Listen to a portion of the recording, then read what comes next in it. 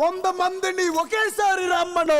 International మ్యాచ్లు చూసి చూసి డొమెస్టిక్ క్రికెట్ మజా తెలియకుండా పోయింది. కానీ వామ్మో ఇదేం కొట్టుడు సామి.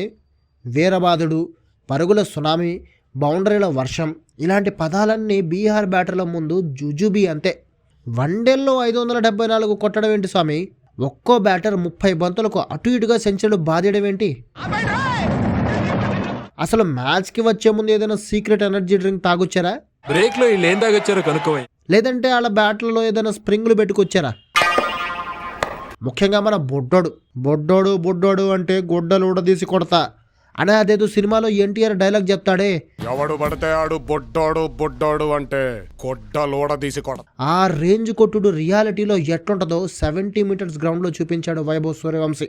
36 బంతులో సెంచరీ పూర్తి చేసి లిస్ట్ ఏ క్రికెట్లో సెకండ్ ఫాస్టెస్ట్ సెంచరీ కొట్టిన బ్యాటర్గా రికార్డులోకి ఎక్కడమే కాకుండా 84 బంతుల్లో 16 ఫోర్లు 15 సిక్సులతో 190 పరుగులు చేశాడు. అసలు బ్యాటర్ అన్నోడు ఇన్ని రన్స్ చేస్తాడా? అసలు మనిషా మెషినా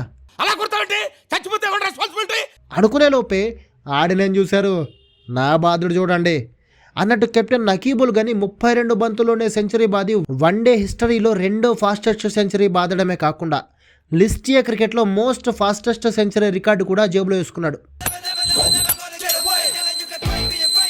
అక్కడితో ఆగాడా? ఇంకో 8 బంతుల్లోనే 28 రన్స్ కొట్టేశాడు. మొత్తంగా 40 బంతుల్లో 10 ఫోర్లు 12 సిక్సులతో 128 రన్స్ కొట్టి అరుణాచల్ బౌలర్లకి చుక్కలు చూపించాడు. అప్పటికి ఓవర్లు అయిపోయాయి, కానీ ఉండుంటే వైభవ్ని ఇంకో 3-4 ఓవర్లలోనే దాటేసేవాడు మనోడు. మీ కష్టం పగవాడికి కూడా రాకూడదు గురుగారు. మరేరా.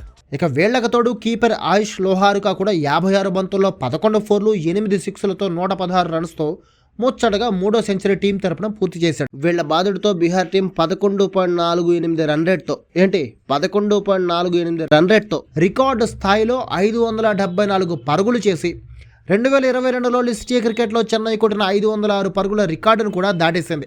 అంతేకాదు ఓ వన్డే ఇన్నింగ్స్లో ఈ రేంజ్ రన్ రేట్తో ఇంత భారీ స్కోర్ కొట్టడం ఇదే ఫస్ట్ టైం అంట. వీళ్ళ దెబ్బకి అరుణాచల్ బౌలర్లకి 7 తక్కువ పాపం. మొత్తంగా అరుణాచల్ బౌలర్లు అందరూ దాదాపు సెంచరీకి అటు ఇటుగా రన్స్ సమర్పించుకున్నారు. అరుణాచల్ బౌలర్లలో మిబోయ్ మొసు అందరికంటే ఎక్కువగా 9 ఓవర్లలో 12.88 ఎకానమీతో 116 పరుగులిచ్చి సెంచరీ మార్కు కూడా దాటిస్తే, మోహిత్ 9 ఓవర్లలో 11 ఎకానమీతో 99 పరుగులు ఇచ్చి సెంచరీకి 1 పరుగు తక్కువ ఇచ్చాడు. ఆ తర్వాత సూర్యాంట్ సింగ్ 9 ఓవర్లలో 10.88 ఎకానమీతో 98 రన్స్, టెచినరీ 8 ఓవర్లలో 10.37 ఎకానమీతో 83 పరుగులు, ధీరజ్ ఆంటిన్ 9 ఓవర్లలో 9 ఎకానమీతో 81 పరుగులు ఇచ్చారు. వీళ్ళు కాకుండా నబమ్ టెంపోల్ 5 ఓవర్లలో 14.40 ఎకానమీతో 72 రన్స్ ఇస్తే, టెచిడోరియా ఒకే ఓవర్లో 20 ఎకానమీతో 20 పరుగులు ఇచ్చాడు. అయితే మోహిత్, నెరి చెరో 2 వికెట్లు తీసుకుంటే ఆంటిన్ 1 వికెట్ తీసుకున్నాడు. ఎన్ని వికెట్లు తీస్తే ఏంలే, ఆ స్కోర్ కొట్టేదేవడు, మ్యాచ్ గెలిచేదేవడు అని ఫ్యాన్స్ కూడా ఫిక్స్ అయిపోయారు. బీహార్ టీం ఇచ్చిన 575 టార్గెట్ చేజింగ్లో అరుణాచల్ బ్యాటర్లో ఫ్యాన్స్ అంచనాలు ఏమాత్రం తేడా రాకుండా బాగా కష్టపడి 42.1 ఓవర్లలో 177 రన్స్ కొట్టి ఆల్అవుట్ అయిపోయారు. అంటే 397 రన్స్ తేడాతో ఓడిపోయారన్నమాట. ఈ ఓటమితో విజయ్ హజారే ట్రోఫీ చరిత్రలోనే కాదు, మొత్తం లిస్ట్ ఏ క్రికెట్ చరిత్రలోనే సెకండ్ హైయెస్ట్ మార్జిన్తో ఓడిపోయిన ఘనత సొంతం చేసుకుంది అరుణాచల్ ప్రదేశ్. మరి ఫస్ట్ హైయెస్ట్ ఎవరైనా తెలుసుకోవాలని ఉందా? ఇంకెవరు, అది కూడా అరుణాచల్ ప్రదేశే. ఇంతకుముందు చెప్పానే, చెన్నై బ్యాటర్లో కుక్కను కుట్టినట్టు కుట్టి టోర్నీ చరిత్రలో ఫస్ట్ టైం 500 మార్కు చేరుకున్నారని. అందులో చెన్నై ఉతికారేసింది కూడా అరుణాచల్ బౌలర్లనే. అయితే ఆ మ్యాచ్లో అరుణాచల్ బ్యాటర్లు కూడా ఇవన్నీ మనతో అయ్యే పనులు కాదు, కానీ పైగా మెంటల్గాను ఫిజికల్గాను స్ట్రెస్సు అనుకున్నారో ఏమో కానీ 74 రన్స్కే ఆల్అవుట్ అయి వెళ్ళిపోయారు.